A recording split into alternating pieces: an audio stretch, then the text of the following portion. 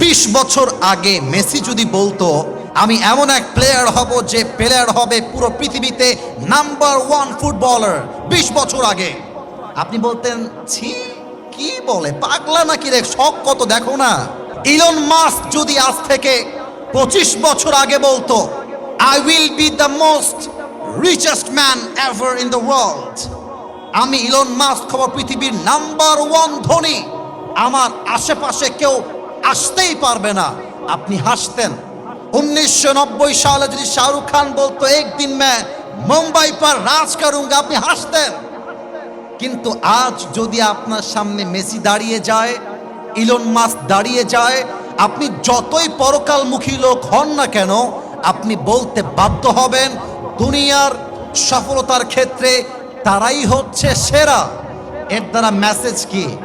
খালি পটর পটর করলে হয় না, জীবনের সম্মান পেতে হলে তুমি যা করতে পারো তা করে দেখায় দেওয়া লাগে। যতক্ষণ পর্যন্ত সফল না হবা ততক্ষণ পর্যন্ত কারো থেকে সম্মান পাওয়ার কোনো এক্সপেকটেশন রাখবা না।